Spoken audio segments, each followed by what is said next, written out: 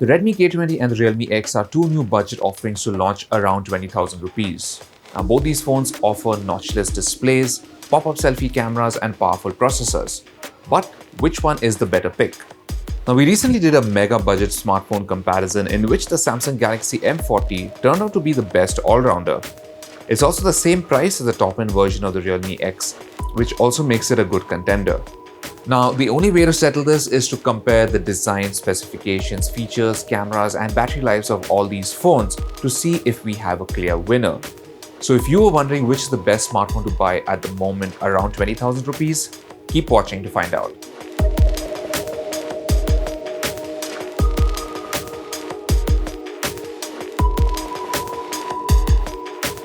Now, before we begin, don't forget to subscribe to our channel and hit that bell icon so you're the first to know whenever we have a new video.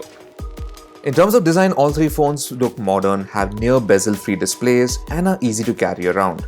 The Galaxy M40 has the smallest footprint of the three and is also the lightest and the slimmest. It also has a hybrid dual SIM tray, so the internal storage can be expanded unlike the other two, although only if you're willing to sacrifice a second SIM slot.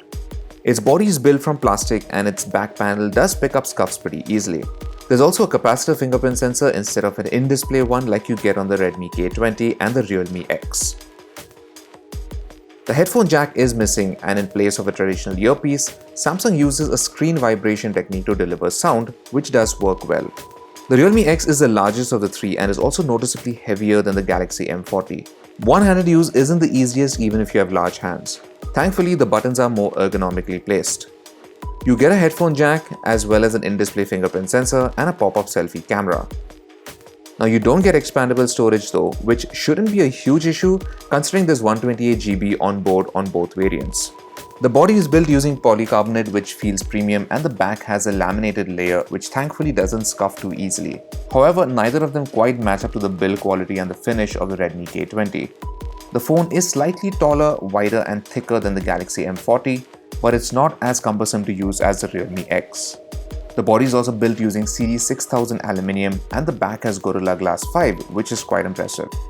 Now, one side effect of this is that the phone is quite slippery. Like the Realme X, you also get a headphone jack, a pop-up selfie camera and an in-display fingerprint sensor. In this department, we picked the Redmi K20 for its excellent build quality and relatively compact size. Coming to the displays, the Galaxy M40 has a PLS TFT LCD display, which produces good colors, high levels of brightness, and decent viewing angles.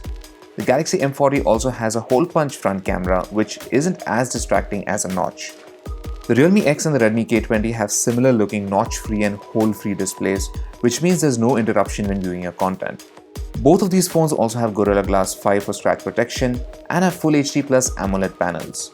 Now, due to this, the colors are more vivid and better saturated, and the blacks look inky. Now, all three phones have a single bottom-firing speaker, so none produce any stereo sound. The Galaxy M40 has the lowest maximum volume of the three, and the sound is also a bit tinny. The Realme X and the K20 have higher volume levels and sound a bit richer. Now, it's a close call between the Realme X and the Redmi K20, but we'd have to pick the Redmi K20 once again as a winner for this section. It can reach a pretty high brightness of up to 600 nits, and it's also HDR certified, which means the phone can take advantage of the wider color gamut that HDR videos support.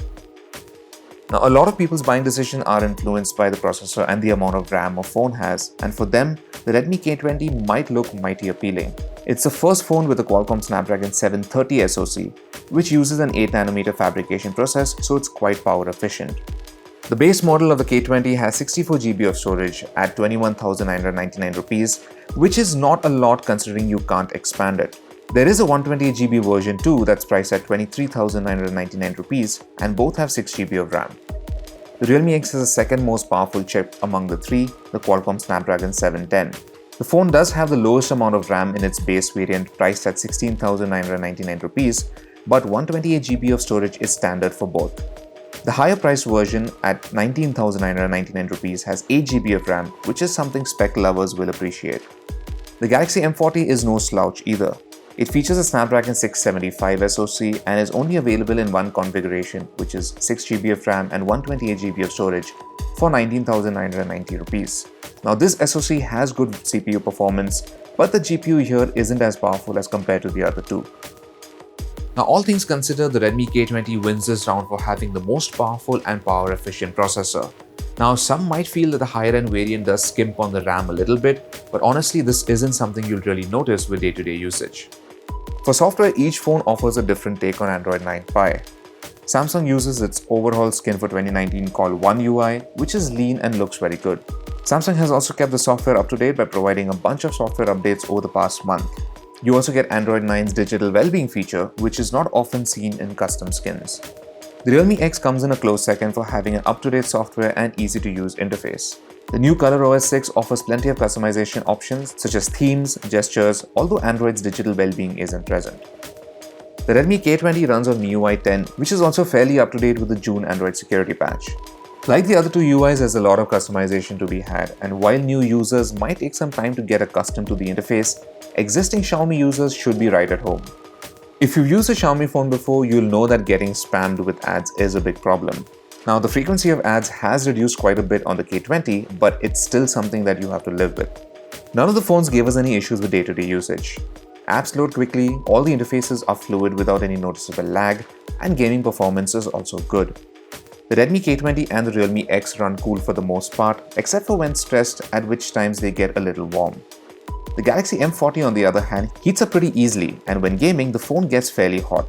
Now this is mostly down to the Snapdragon 675, which is known to get hot pretty easily. All three phones have quick fingerprint sensors. The capacitive one on the Galaxy M40 is dependable, but the in-display sensors on the Realme X and the Redmi K20 are nearly as fast. We also have face recognition on all three phones, and to our surprise, it's the Realme X that turned out to be the fastest. Now all phones can deliver day-long battery lives, but the K20 manages to edge out the others thanks to its 4000 mAh capacity. The Realme X has the second largest battery at 3765 mAh, followed by the M40 with a 3500 mAh capacity. The Redmi K20 also fared very well in our HD video loop test, lasting for more than 24 hours. Now all phones support fast charging. The Realme X ships with a 20-watt fast charger compared to the 18-watt charger that ships with the Redmi K20 and the 15-watt charger on the Galaxy M40. Now, the Redmi K20 also supports a 27-watt sonic charge with an optional charger. All phones have high-resolution primary sensors, however the Samsung and the Redmi phones have versatile additional cameras. The Realme X also has a second camera, but it's only for depth calculation. Now, the primary sensor of all three phones have large apertures for better low-light photos. The Redmi K20 also has a 20-megapixel selfie camera compared to the 16-megapixel sensors on the others. In daylight, the Realme X captured the most balanced images with good details in the sky, good saturation, and fairly good detail in the shadows. The Redmi K20 came in under close second with equally good colors and details, but some portions of the sky seemed a little overexposed. The Galaxy M40 required some coaxing before it locked focus, and the colors looked comparatively muted. The Redmi K20 and the Galaxy M40 have useful wide-angle cameras, but between the two, the Redmi K20 offers better details and colors, even though the M40 has a slightly wider field of view. The Redmi K20 is the only phone with an additional 8-megapixel telephoto camera. This provides good quality photos when you need 2x optical zoom, and the difference in detail is very noticeable compared to the 2x digital zoom on the other two. The Realme X did the best job with close-up shots taken in daylight as well. Details were good, textures on objects look natural and not heavily processed, and colors were vivid. The Galaxy M40 and the K20 were tied for second place here in terms of image quality.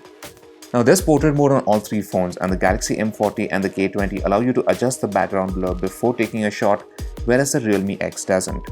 In terms of quality, the Redmi K20 really nails it. It uses its telephoto camera for capturing portrait shots, and the final image has the best details, edge detection, skin tones, and even white balance. The Realme X comes in second since the skin tones are a bit on the warmer side, but the edge detection is still pretty good. Now, it took a lot of effort to get usable shots from the Galaxy M40, as the latest firmware update seems to have messed up the live focus feature. Most of the sample shots we took of people had inverted blur effect, which means even though the preview showed us a blurred background, the final shot had the background in focus and our subject blurred out. Now, this doesn't seem to happen with objects. In low light, all phones struggle with capturing good detail in landscape shots. The Redmi K20 applies an aggressive denoising filter, which is why the darker regions have less noise, but this also flattens finer textures a bit. The Realme X has a bit more noise compared to the Redmi K20, but it does brighten up darker areas a bit better. The Galaxy M40 does a decent job with details, but again, you'll have to wait a good second or two for it to lock focus before you can actually take the shot. The Redmi K20 and the Realme X have dedicated night modes which capture better details and colors compared to auto mode. Between the two phones, we found Realme's Nightscape to be more effective in bringing out detail and colors in an otherwise dark scene. Colors do look a little boosted, but the details are noticeably better than the K20. In close-up shot under artificial light indoors, it's the Redmi K20 that edges out the Realme X, but only by a small margin. The M40 also does a decent job with detail too, but here the exposure is a little off. For selfies, we found that the Realme X delivered the best skin tones, while the K20 produced slightly over-sharpened shots. The M40 produced very soft images and colors were a bit muted. In low light, the Redmi K20 and the Realme X produced the cleanest images, although the K20 edges out the other two when using screen flash. All three phones can shoot 4K video, although only the Redmi K20 stabilizes video at this resolution. Colors aren't too exaggerated and the stabilization is good, except for a very slight intermittent stutter. The Realme X focuses well, but colors are a bit boosted at this resolution. The Galaxy M40 captures better colors, but continuous autofocus is slow, which means there are brief moments when things aren't in focus. In low light, it's a toss-up between the Realme X and the Redmi K20. The former doesn't have stabilization and delivers brighter but noisier footage, while the latter produces cleaner footage but the stabilization causes some terrible shimmer. Thankfully, the stabilization can be turned off. The Galaxy M40 offers much cleaner footage but is also a lot darker and therefore isn't very usable. At 1080p, stabilization works well on all phones. The Galaxy M40 redeems itself a bit here, but the slow autofocus is still a big issue. The Realme X has good detail, but there is a mild shimmer effect when you move around. Autofocus is much quicker than the Galaxy M40. However, it's the Redmi K20 which pulls ahead here with its impressive continuous autofocus, good stabilization and vivid colors. In low light, image quality is quite average across all three. Here, the Redmi K20's footage has visible distortion and intermittent focus hunting. The Realme X has stable footage, but it's a bit noisy, while the M40 has a softer image with less noise. Now, without taking pricing into account, it's clear that the Redmi K20 beats the other two in almost all areas. It has the best build quality, an excellent display with HDR support, smooth app and gaming performance, excellent battery life, and a very versatile trio of cameras at the back. Priced at 23,999 rupees for the 128GB storage variant, it's really hard to find another phone that offers this sort of feature set at this price. However, the Redmi K20 is far from perfect. The camera performance in low light for both stills and video could be better. The glass back also makes it quite slippery, and MIUI still has ads, although the frequency has reduced from before. Then you also have the problem of flash sales, which is the only way you can buy this phone right now.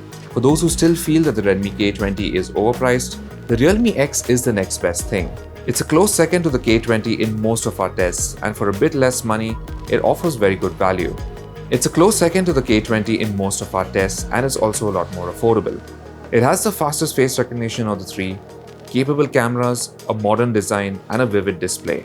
Our main gripe with it is that it can be a little too big to handle. Now, the Galaxy M40 might have come out victorious in our earlier comparisons, but compared to these two new offerings, it does fall a bit short in many areas. Now, software is still one of its strong suits, and we love how compact and light it is. However, if you look at the overall features and performance, we think the Redmi K20 and the Realme X do come out ahead. So thanks for watching our comparison, and for all things tech, log on to gadgets360.com.